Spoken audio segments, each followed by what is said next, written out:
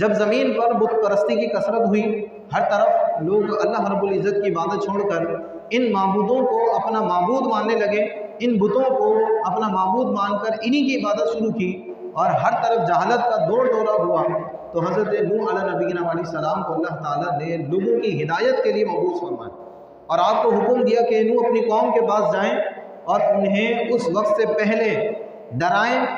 اس وقت سے پہلے انہیں اس بات کی طرف مائل کریں کہ یہ اپنی حرکتوں سے باز آ جائیں۔ کس وقت سے پہلے؟ اس وقت سے پہلے کہ ہم ان پر دردناک عذاب نازل فرمائیں،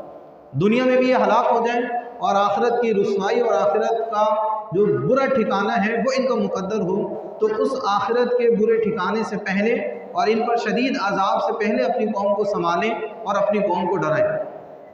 تو جب حضرت نوح علیہ نبی علیہ السلام کو اللہ تعالیٰ نے یہ حکم دیا، اس کا تذکرہ بھی قرآن مجید فرقان حمید میں ذکر ہوا، اللہ تعالیٰ فرماتا ہے اِنَّا أَرْسَلْنَا نُوحًا إِلَىٰ قَوْمِهِ أَنْ أَنذِرْ قَوْمَكَ مِنْ قَبْلِ أَنْ يَأْتِيَهُمْ عَذَابٌ أَلِيمٌ، کہ اللہ تعالیٰ نے نبی پاک علیہ السلام کی تسکین کے لیے آیت کریمہ ارشاد فرمائی اِنَّا أَرْسَلْنَا نُوحًا إِلَىٰ قَوْمِهِ، ہم نے نوح کو اس کی قوم کی طرف بھیجا، اِنَّا أَرْسَلْنَا، ہم نے بھیجا نوحًا، نوح کو، إِلَىٰ قَوْمِهِ، اس کی قوم کی طرف، کس لیے بھیجا؟ أَنْ أَنذِرْ قَوْمَكَ مِنْ قَبْلِ أَنْ يَأْتِيَهُمْ عَذَابٌ أَلِيمٌ، کہ آپ اس وقت سے پہلے اپنی قوم کو ڈرائیں کہ ان پر شدید عذاب نازل کر دیا جائے، ان پر شدید عذاب اترے، اس سے پہلے اپنی قوم کو ڈرائیں۔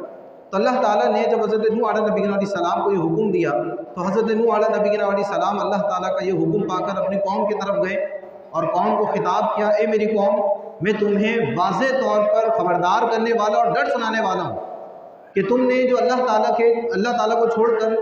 ان کی عبادت شروع کی ہے، بتوں کو اپنا معبود بنا لیا، تو اللہ تعالیٰ کی وحدانیت کا اقرار کرو اور اس شرک سے باز آ جاؤ، اس بت پرستی سے باز آ جاؤ، اللہ رب العزت ہی کی عبادت کرو اور اسی کا حکم مانو، اسی سے ڈرو، میری اطاعت کرو، اللہ رب العزت کی عبادت کرو اور اسی سے ڈرو۔ اگر تم میری بات مان لیتے ہو تو اللہ رب العزت تمہارے گناہوں کو معاف فرما دے گا اور تمہیں عذاب سے محفوظ فرمائے گا، تمہیں عذاب نہ دے گا۔ اللہ تعالیٰ نے حضرت نوح علیہ نبی علیہ السلام کی ان تبلیغ کے کلمات کو قرآن مجید فرقان حمید کی زینت بنایا۔ اللہ تعالیٰ فرماتا ہے یا قوم انی لکم نذیر مبین، حضرت نوح علیہ نبی علیہ السلام کو اللہ نے جب حکم دیا تو آپ اپنی قوم کے پاس گئے اور کیا کہا، یا قوم انی لکم نذیر مبین، اے میری قوم، میں کھلا ڈر سنانے والا ہوں، میں واضح طور پر تمہیں ڈرانے والا ہوں، ان اعبدوا اللہ واتقوہ واطیعون، تم اللہ رب العزت کی عبادت کرو، واتقوہ، اور اسی سے ڈرو، واطیعون، اور میری اطاعت اور میری فرما برداری کرو، یغفر لکم من ذنوبکم ویؤخرکم الی اجل مسمى، اللہ تعالیٰ تمہارے گناہوں کو معاف فرما دے گا، ویؤخرکم الی اجل مسمى، اور تمہیں ایک مدت تک مہلت دے گا،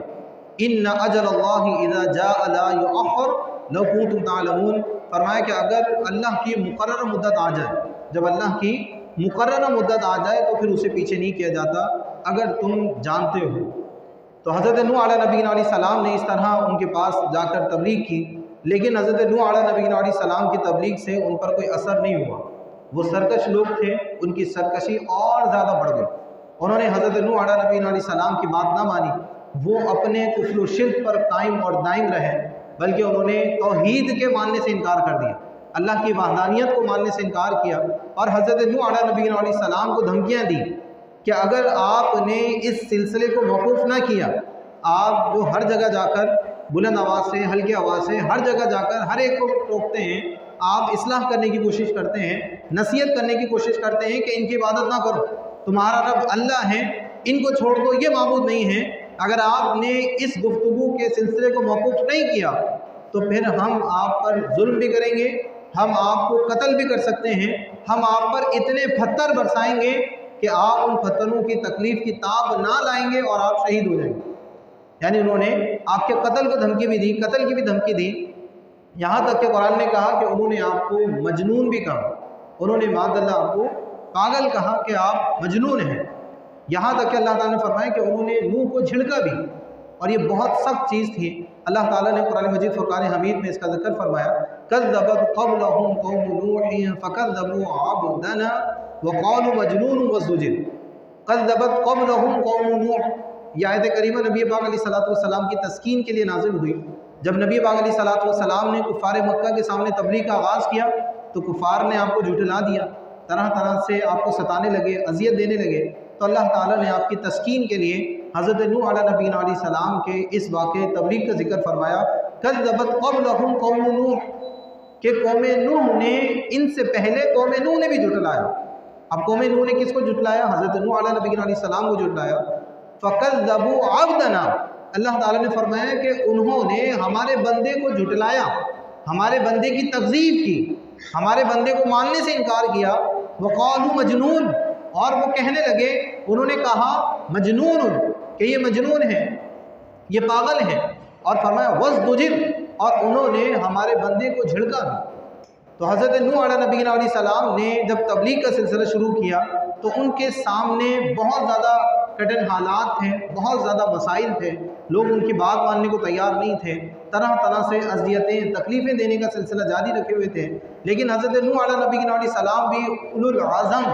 बाहिम्मत रसूलों में से एक थे। और आप चूँकि पहले रसूल थे,